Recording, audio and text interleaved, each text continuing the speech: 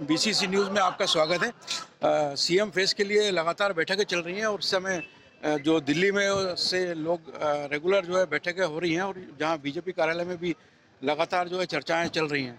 तो बड़े बड़े जो नाम हैं जैसे कैलाश विजयवर्गीय, प्रहलाद पटेल और सीएम शिवराज सिंह चौहान, नरेंद्र सिंह तोमर, इनको लेकर के चर्चाएँ तेज हो गई हैं और कयास लगाए जा रहे हैं कि प्रहलाद पटेल या नरेंद्र सिंह तोमर या कैलाश विजयवर्गीय में से कोई भी सीएम बन सकता है।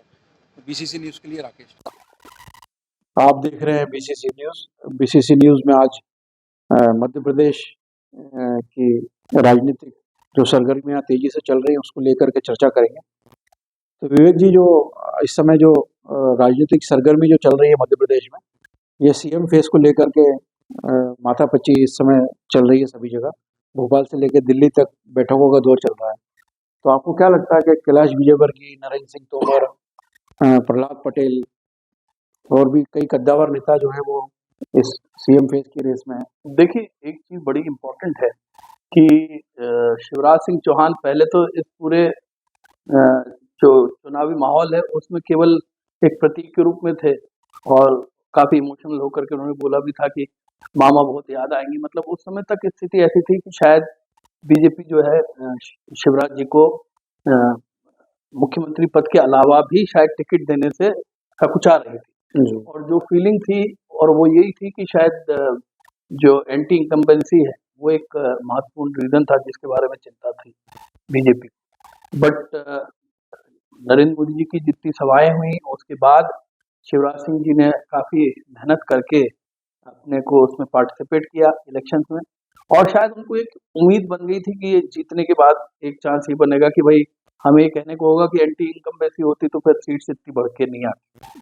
लेकिन दूसरा एक ये भी बात उठाई जा सकती है कि बीजेपी के बाकी लोग कह सकते हैं और जो कहने की बात भी उठती है कि भाई इनको नहीं प्रोजेक्ट किया तभी बीजेपी की सीट्स इतनी बढ़ी, क्योंकि पिछली बार भी यही कहानी चली थी कि भाई शिवराज सिंह चौहान अगर नहीं होते तो बीजेपी जो है कांग्रेस से बेहतर प्रदर्शन करती।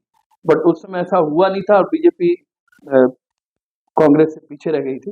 इस बार की स्थिति से ऐसा लग रहा है कि शिवराज सिंह चौहान, हालांकि पर्सनली मामा जो है अभी भी महिलाओं में काफी प्रति प्रेम है, बट बीजेपी का सेंट्रल कमांड जो है वो लगता है कि किसी और को चुनने में ज्यादा इच्छुक है।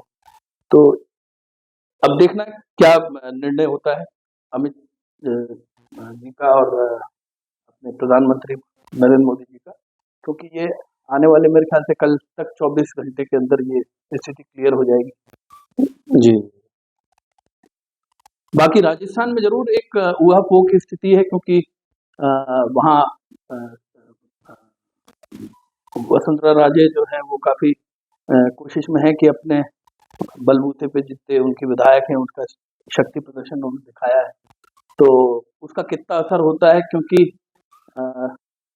अब जीतने के बाद तो काफी स्थिति बदल जाती है। हालांकि वहाँ भी 3-4 कंटेंडर्स हैं, दिया देवी हैं और दूसरे लोग भी हैं। तो अब देखते हैं क्या होता है वहाँ। जी जी। छत्तीसगढ़ की क्या स्थिति है सर? छत्तीसगढ़ में कुछ क्लैरिटी नहीं है, क्योंकि रमन सिंह काफी समय तक रहे हैं, 2 बार के मुख्यमंत्री रहे। हालांकि इस बार वो बहुत एग्रेसिवली शुरुआत में नहीं जुड़े थे, बट बीजेपी ने बाद में काफी इसको कवर अप किया। रेणुका सिंह का नाम आगे चल रहा है। हाँ, वो भी एक संभावना है, रेणुका सिंह वहाँ शायद नया चेहरा के रूप में उनको, और शायद बीजेपी की भी कोशिश है कि एक नया चेहरा अगर आता है और एक मतलब पुराने लोगों के अलावा कोई एक नई पीढ़ी जो है उसको भी अगर हम सामने लाते हैं। छत्तीसगढ़ में क्योंकि रमन सिंह के घोटाले काफी चर्चा में थे, उस समय काफी घोटाले हुए थे। हाँ, अब ये घोटाले तो आजकल सब में है, बट हाँ ये एक फैक्टर उनके अगेंस्ट जाता है।